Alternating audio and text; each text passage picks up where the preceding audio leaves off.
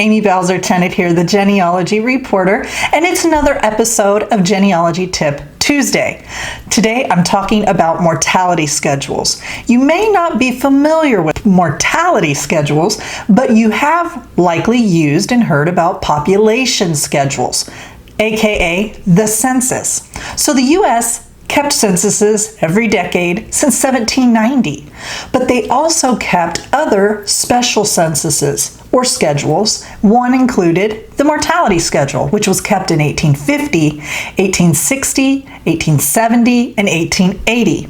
Now, some states, very few actually, only 6, did conduct a mortality schedule in 1885, and those 6 states were Colorado, Florida, Nebraska, New Mexico, North Dakota, and South Dakota. So keep that in mind.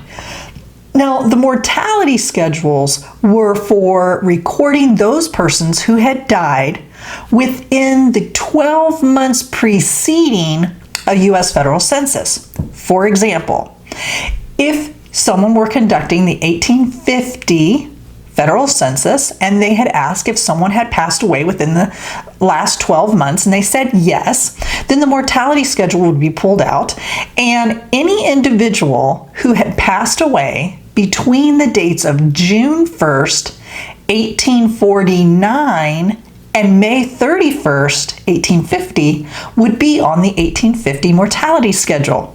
Now, the mortality schedules are different from decade to decade, but generally speaking, they will include the name of the individual, whether or not they were male or female, perhaps where they were born, maybe even whether or not their parents were foreign born or not, cause of death. Sometimes you'll get even the duration of their illness, and then possibly a physician that made the pronouncement of death.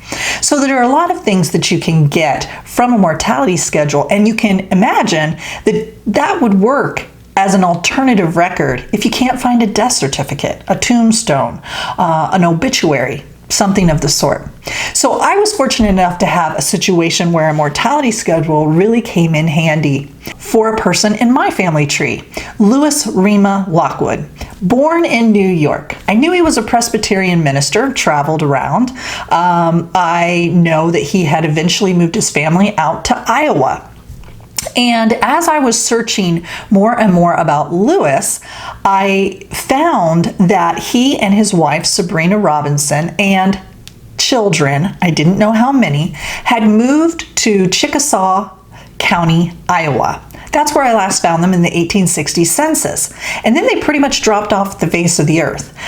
I found some biographical information that insinuated that Sabrina had died about 1860-ish there in Iowa. And so, that made me think, well, maybe the family kind of dissolved after that. Perhaps the children were small, placed in different homes. Maybe that's why I can't find them in 1870 or 1880 censuses. And so I went for several years not being able to find whatever happened to this family. They were there in 1860 and then poof, they were gone.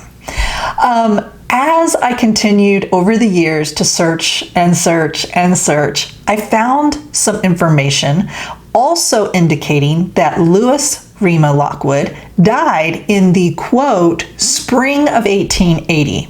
Now, I looked high and low at that time, which has been several years ago, for a death certificate, death record, some sort of obituary, something, tombstone, and I found that I couldn't find any sort of death certificate in 1880 or even 1879. I did look just to make sure. But I remembered if a person had died in the spring of 1880, they would likely be on that 1880 mortality schedule. So I took a look at Ancestry.com. They have all of the mortality schedules there, and typed in Louis's name and put in the state of Iowa because I wasn't really sure where in Iowa he was, but I assumed he was there. And sure enough, it popped up. Louis Rima Lockwood had died in June 1879, and the cause of death was strangulation. And I thought, what?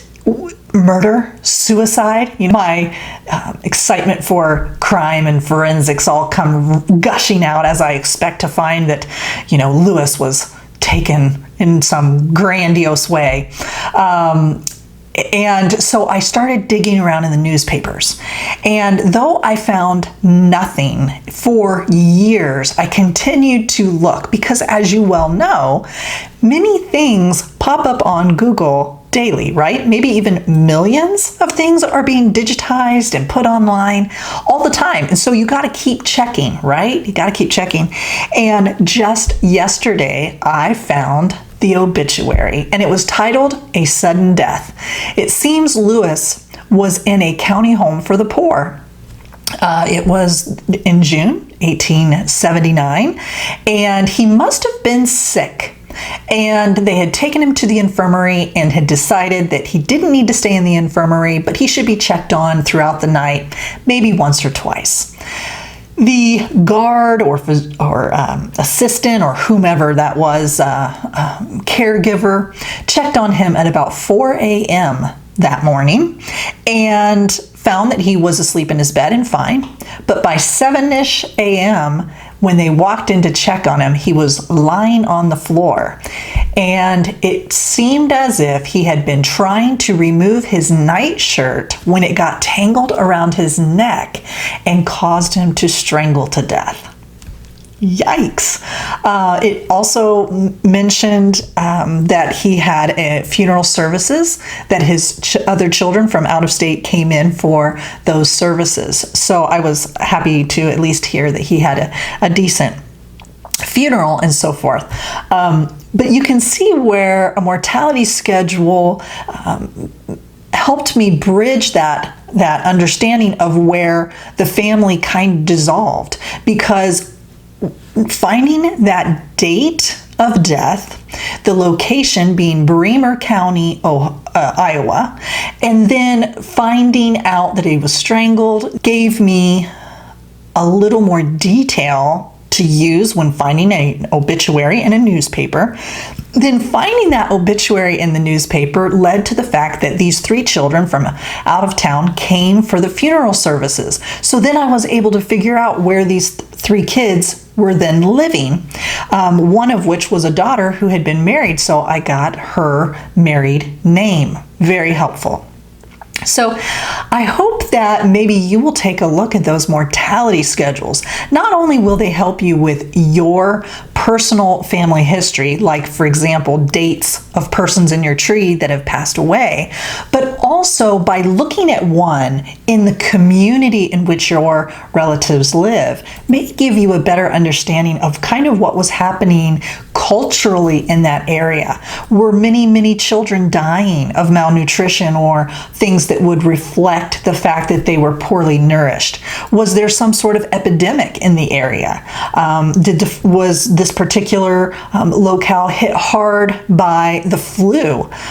Different things like that you could determine by looking at mortality schedules. So I'm going to put a link to that collection from Ancestry so that you can go take a look at the mortality schedules. And want to remind you to please like, share, and subscribe. Our channel is free. We look forward to seeing you again. Thanks. Bye-bye.